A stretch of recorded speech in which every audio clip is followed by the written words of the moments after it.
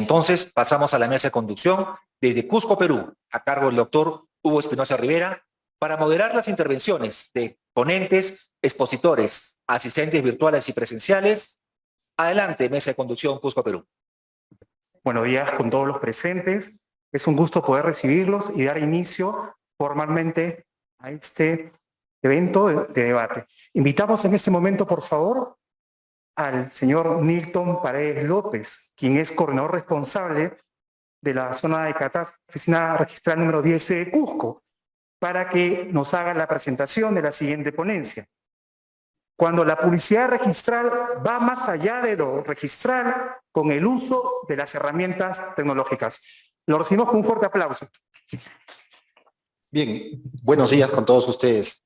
Es un grato honor en realidad estar aquí presente en esta 33 encuentro latinoamericano de consulta registral. En realidad es un honor. Permítanme saludar a la mesa de Cusco y a la mesa de Argentina, al doctor Harold Tirado Champoniac, nuestro superintendente, y al doctor Breno Alzamora Cancino, mi jefe zonal, porque yo trabajo aquí en la zona registral número 10C de Cusco.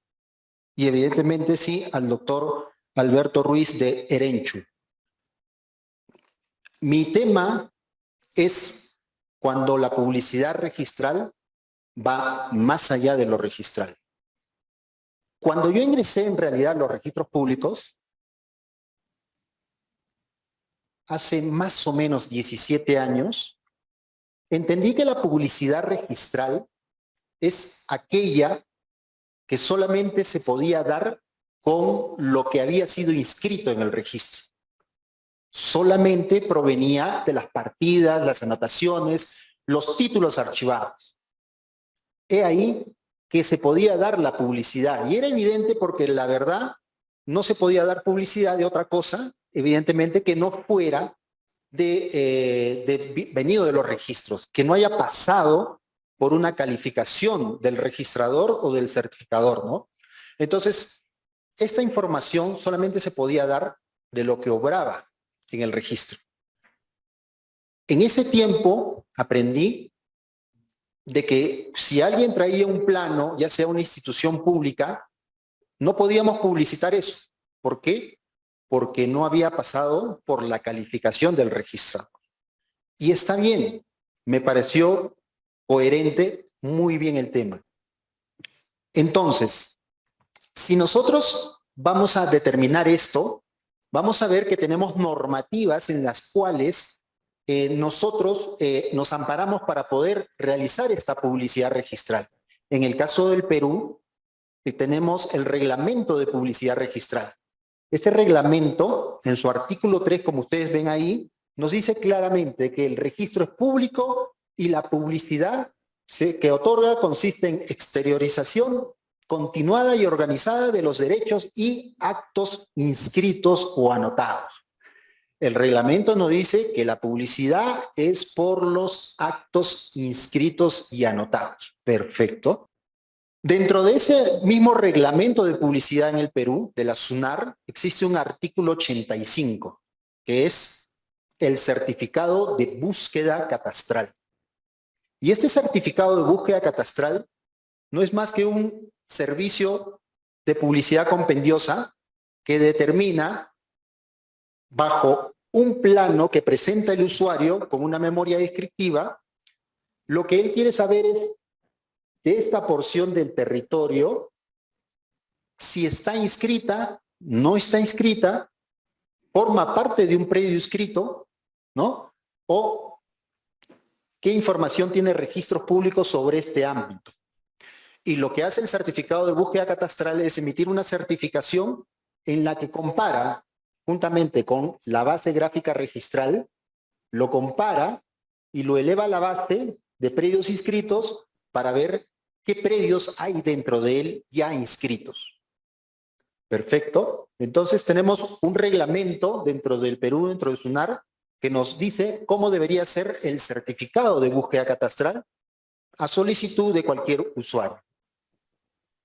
También tenemos al Tribunal Registral en el Perú, en la SUNAR, en el cual cuando un determinado usuario no está de acuerdo con el análisis y lo emitido por el registrador o certificador, el usuario tiene la potestad de oponerse a ese criterio y ese expediente sube a una instancia llamada tribunal registral, quien analiza y determina y compara con las normas legales a ver si este usuario tiene la razón en la oposición que presenta, en el sustento que presenta.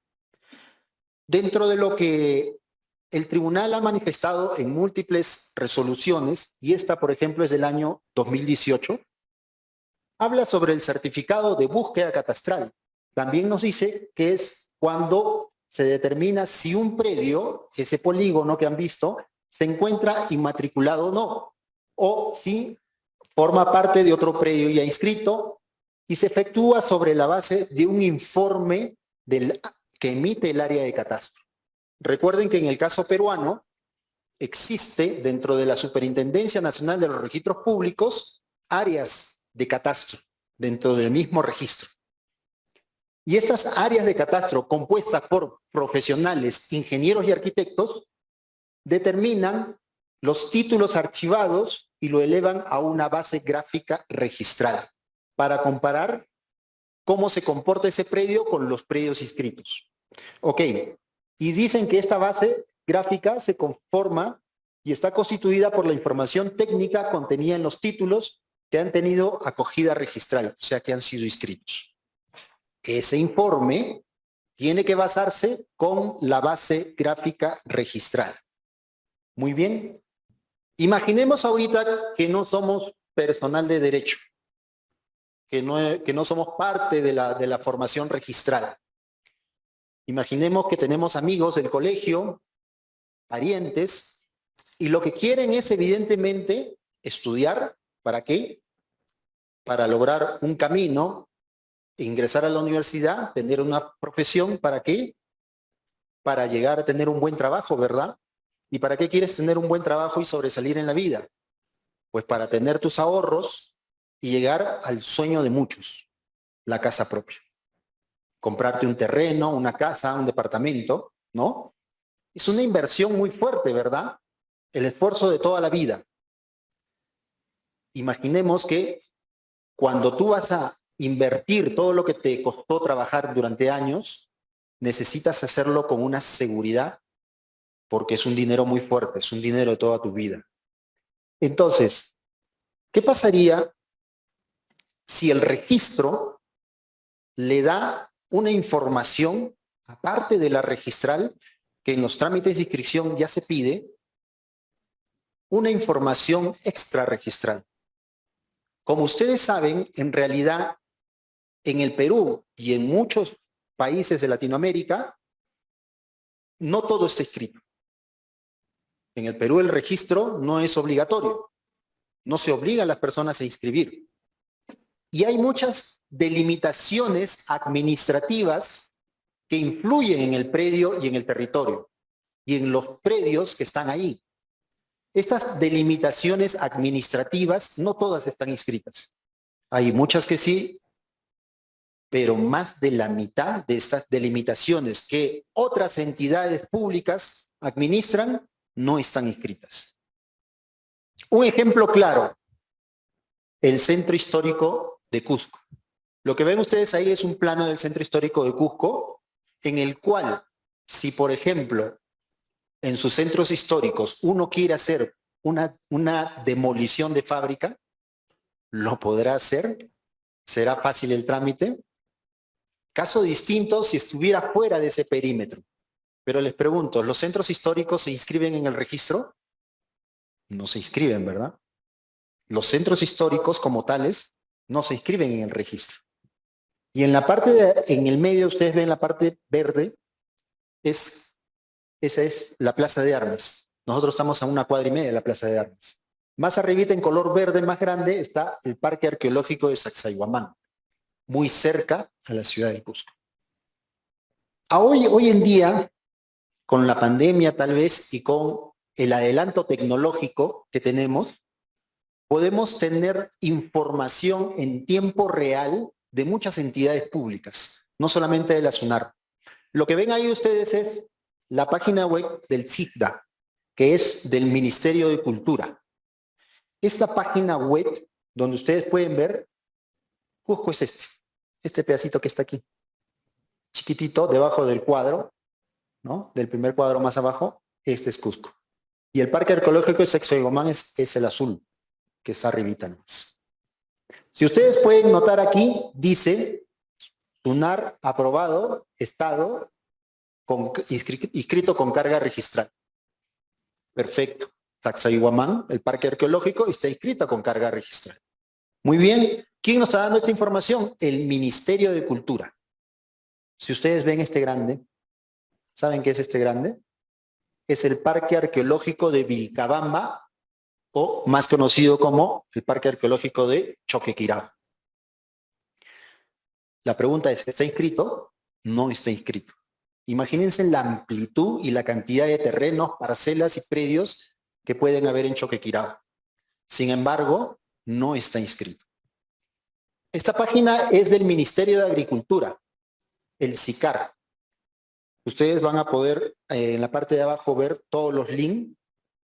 Uno puede ingresar inmediatamente a todos y pueden comprobarse las parcelas inscritas y no inscritas. Todo lo que levantó el Ministerio de Agricultura en cuanto a los predios rurales. En esta página, ¿para qué nos sirve? Bueno, pues en el registro tendré predios rurales inscritos, sí, pero también tendré predios rurales no inscritos y que sí aparecen en esta base. ¿Que no lograron su inscripción por el momento? No. Perfecto, pero ustedes saben que para inscribir un predio rural, el trámite es diferente si es inscrito a no inscrito, si está catastrado a no catastrado. Si no está catastrado, son documentos diferentes que hay que presentar. Si está catastrado, es una documentación totalmente distinta.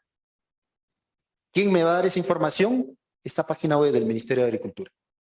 Esta es la página web también del Ministerio de Cultura, en el cual podemos ver la ciudad del Cusco con sitios arqueológicos, y miren la cantidad de sitios arqueológicos. Cantidad de sitios arqueológicos. ¿Todos están inscritos? No. A pesar de ser una ciudad muy cultural, no todas están inscritas. Parte de Cusco podemos ver la zona arqueológica de Larapa. Y Larapa, en esta página web se puede ver la delimitación. Y en la delimitación, si ustedes nos hacen clic, podemos ver muchos documentos. La resolución de determinación, la resolución de demarcación, la resolución de conversión, la última modificación que ha habido y los documentos que obran con resoluciones directorales, inclusive hasta del Instituto Nacional de Cultura de aquella época. Información que es necesaria conocer, planos y toda la delimitación del sitio arqueológico en realidad.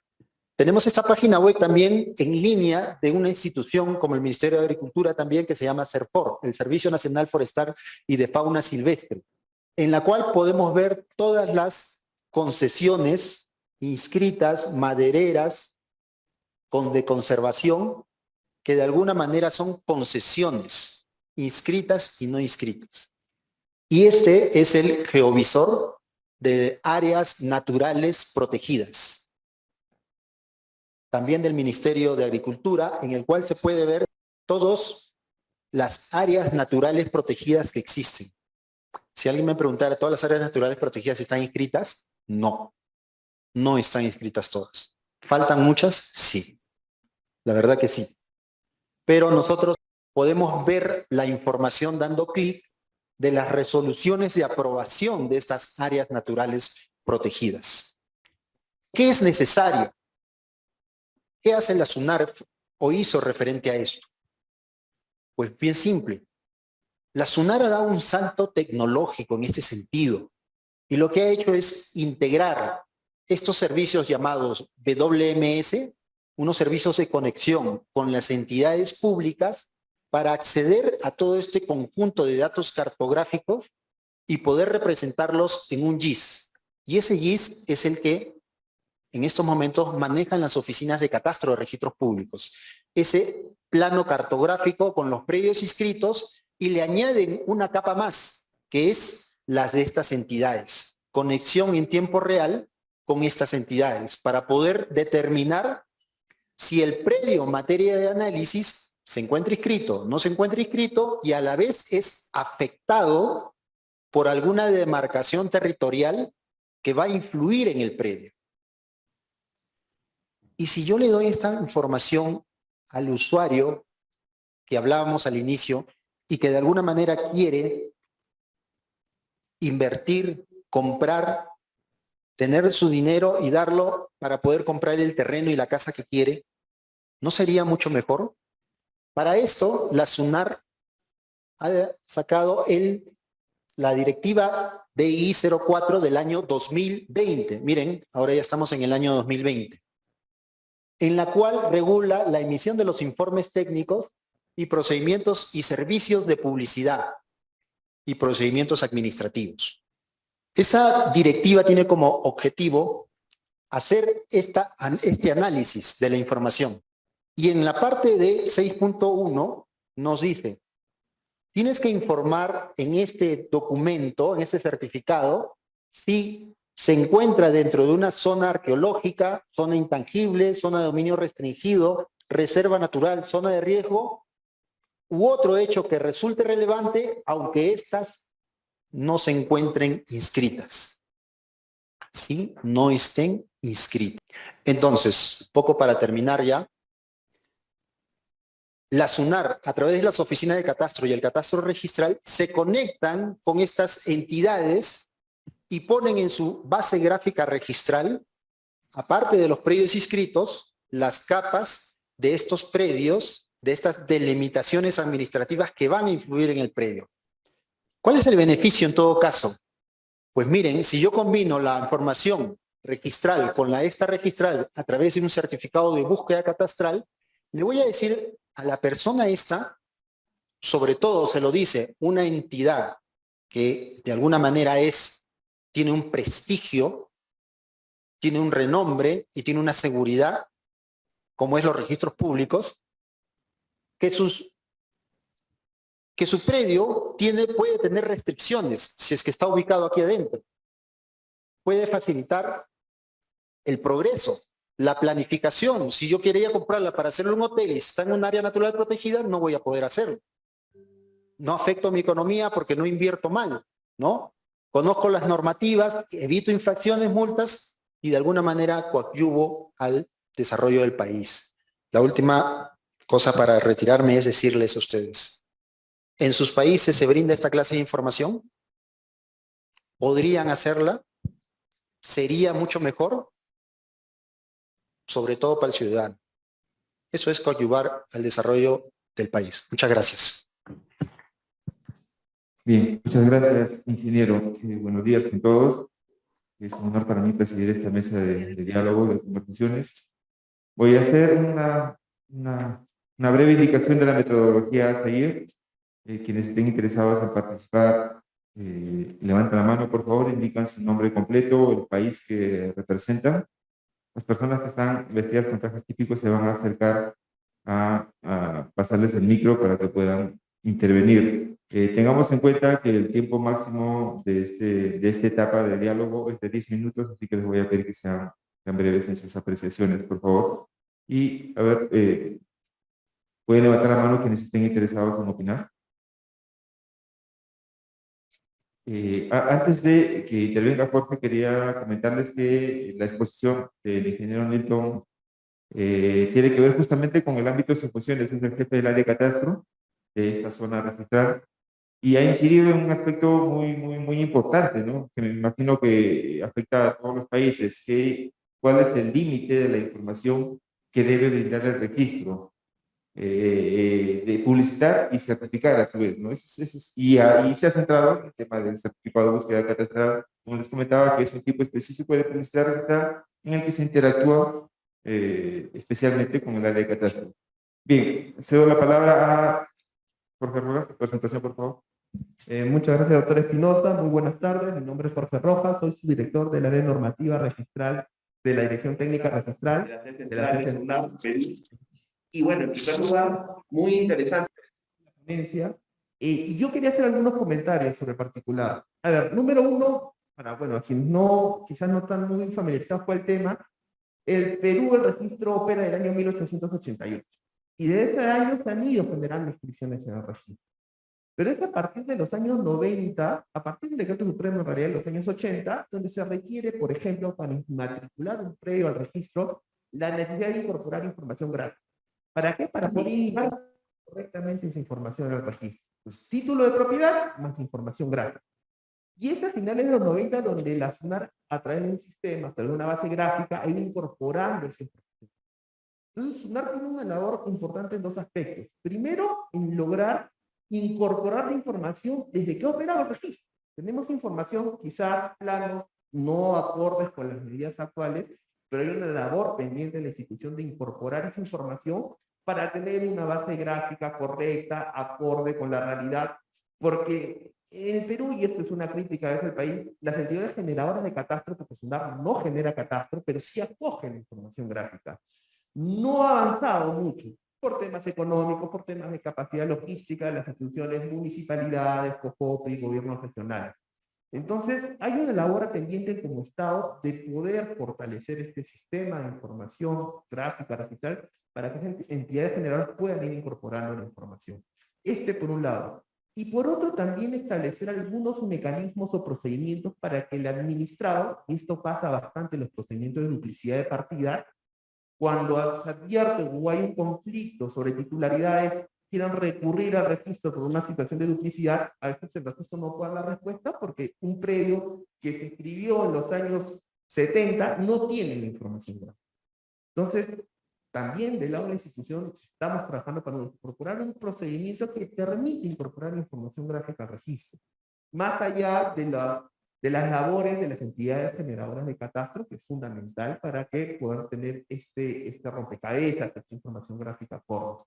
Y en ese marco, la emisión de certificados de búsqueda catastral son importantísimos en proyectos de inversión pública, en grandes extensiones donde yo quiero saber si este predio está registrado o no, y los interesados recurren al registro, porque es la única institución que va incorporando información gráfica de otras entidades que generan información gráfica. Y en ese proceso es una labor que como Estado tenemos que avanzar. Número uno, en fortalecer las entidades para que puedan incorporar esa información al registro, para tener un registro más acorde con la realidad, para que los predios estén correctamente identificados, ¿no? Y por otro lado, también prever algunos mecanismos de solución en sede registral ante esta situación de duplicidad de partidas, ¿no? De hecho, el ministro de Justicia hizo un comentario sobre cómo mejorar el procedimiento de duplicidad de partidas, porque efectivamente a veces no se puede determinar a nivel gráfico, ¿no? Entonces, se tiene que trabajar como institución un mecanismo para incorporar información gráfica. Entonces, con esto ya tener una información gráfica acorde en la institución, es posible que estos certificados de búsqueda catastral que emite la institución para proyectos de inversión pública, para lo que se llama, por ejemplo, el TRT3, que es los proyectos a cargo del saneamiento de la propiedad informal, en propiedad rural, podamos establecer información más certera. Entonces, yo quisiera ver cómo es el mecanismo, quizás en algunos países, sobre esta relación registro-catastro. Es decir, cómo logra que este registro no solo se convierta en un registro de títulos de propiedad, sino que detrás del título esté correctamente identificado el predio, ¿no? Las dimensiones del predio que permita dar una publicidad más concreta, más real, y evitar las situaciones de conflicto que pueden devenir ante una falta de información, ¿no? Una falta de información estructurada, repito, el registro tiene muchísimos años funcionando, y recién en los años 90 se han ido incorporando la información gráfica a un sistema que hoy es el sistema donde muchas entidades recurren. Yo solicito, muchas entidades solicitan información gráfica para ver si este predio está registrado o no. Entonces, sí me gustaría, y aquí lanzo la pregunta, ¿cómo son en los respectivos países esta vinculación registro-catastro? Esta posibilidad de que el predio esté correctamente identificado con sus dimensiones y gráficamente, para que los titulares registrales tengan mayor seguridad sobre su predio, ¿no? Y que ese era mi comentario, básicamente eso, y si hay alguna... Muchas gracias, doctor. Bien, gracias. Por fin, en el programa más o menos adelante. Buen día.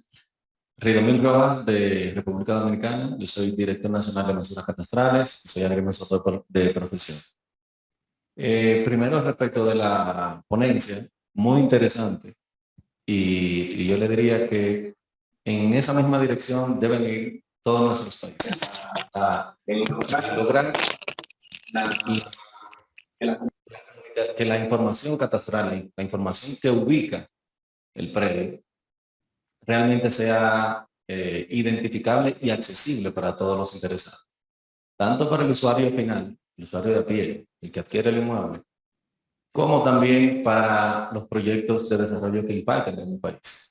Tanto el Estado, con su proyecto de desarrollo, de gestión y demás, como los proyectos de inversión que hace el sector privado, que tienen un impacto directo en los indicadores de nuestras economías, de la economía de nuestros países. Y en ese mismo sentido, yo quisiera plantear como inquietud, es qué tan clara, qué tan definida está en el marco jurídico las restricciones que implican para un inmueble que se encuentre o dentro de un perímetro de un área protegida, de una zona arqueológica o de una zona de interés del Estado, y qué impacto tiene dentro de los inmuebles de explotación de uso habitual de los ciudadanos. Porque muchas veces, y es el caso de la República Dominicana, se definen como áreas protegidas bajo leyes o incluso decretos que definen esos perímetros, pero incorporan dentro de esa definición de áreas protegidas, dentro de los perímetros, zonas que ya están habitadas y zonas que ya tienen una cotidianidad, y eso viene a trastocar y lacera el derecho fundamental de la propiedad. La incorporación y las restricciones legales que implican esas definiciones de polígonos. Eso es por un lado. Y por lo otro, es qué tan accesible es la información, más allá de que se encuentre publicitada en sistemas o en portales, qué tan consciente es el ciudadano o el inversor o el propio Estado de que esa información está ahí y que debe ser objeto de consulta, que debe ser objeto de la debida diligencia antes de hacer un proceso de inversión o antes de hacer un proceso de desarrollo inmobiliario. Porque aunque contemos con la información, e insisto en la reflexión sobre el caso dominicano, que contamos igual con sistemas en el que publicamos las parcelas. Desde hace alrededor de año y medio tenemos publicado en el portal web del registro inmobiliario el 100% del parcelario catastral. Evidentemente que quedan parcelas por incorporar, sobre todo las más antiguas, pero está ahí. La pregunta es, ¿qué tanto los ciudadanos, los inversores, los abogados, las empresas, utilizan, explotan esa información que está publicitada antes de hacer o una adquisición o tomar en garantía un inmueble o un proyecto de desarrollo inmobiliario como tal, que puede ser de cualquier carácter, industrial, turístico, lo que sea?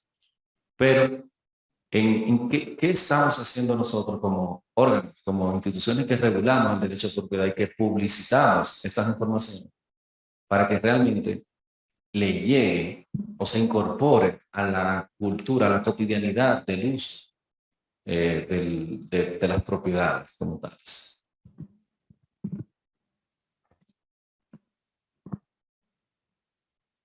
Buenos días, mi nombre es Paola Velasco, de Perú, registrador público de la zona registral número 2. Yo me hacía la misma pregunta que el doctor que me ha antecedido, y sí, doctor, es muy engorroso. El doctor anterior del director de normativa, perdón, abogado de normativa, hablaba del PTRT3.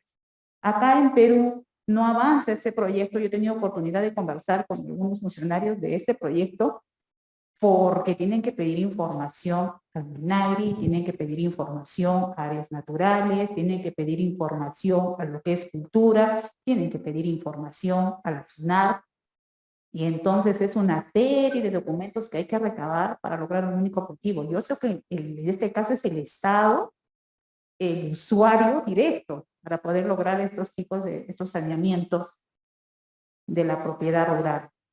Ahora, en lo que ha expuesto el doctor Milton, y lo felicito, es el ingeniero Milton, doctor, se ha quedado corto. Yo tengo entendido que incluso hay países en los que ya están incorporando a la publicidad, a su publicidad, circunstancias como, por ejemplo, las emanaciones que pudieran haber y que perjudicarían a la salud. Me estoy refiriendo específicamente al tema de contaminación ambiental, ¿no? Puedo yo tener un proyecto urbano, puedo tener un proyecto diseñado para poder dar viviendas y, por ejemplo, eso no sale, ¿no? Los certificados que pedimos, a lo mejor estoy cerca de un área en la que está recibiendo contaminación, ¿no? Entonces, son una serie de factores que la misma sociedad nos está mostrando de que deberían incorporarse en estos certificados. El tan anhelado catastro multipropósito, ¿no? Propósito para todos. Pero a mí siempre me ha quedado la duda porque este catastro multipropósito, yo desde que ingresé al registro, vengo escuchando de él, pero no se logra, no aterriza. En casa, que es en registros, por casa todavía tenemos pendiente, como ven indicado los doctores, el tema de las superposiciones, de las falsas superposiciones que tantos dolores de cabeza crean los usuarios. Entonces yo pensaba, siempre decía, ¿no será que esto ya rebasó? O sea, debería ser no la SUNAT propiamente que vea y que asuma esa titánica labor, sino que debería ser un ente aparte que genere este catastro multipropósito y que a partir de que con su propio, como una institución aparte, irradie ya hacia los demás, a los usuarios que se van a servir de entre ellos el registro, porque seguimos, ¿no? Congreso tras congreso, seguimos hablando de esto y todos reconocemos que es muy importante la labor de estos catastros, de la información que traen estos certificados, pero todavía no aterrizamos la idea. Por lo pronto, miren, ya estamos recién empezando, la directiva que ha mostrado el ingeniero Milton es reciente, están recién mostrándose este tipo de información en relación a las áreas arqueológicas y las áreas naturales. El doctor Fuentes de Dios dijo de que estamos desde el año 99 incorporando información a la base gráfica y recién estamos incorporando este tipo de información. Entonces el camino ha sido largo, ¿no? Eso es lo que yo quería. Muchas gracias, doctora, por su apreciación.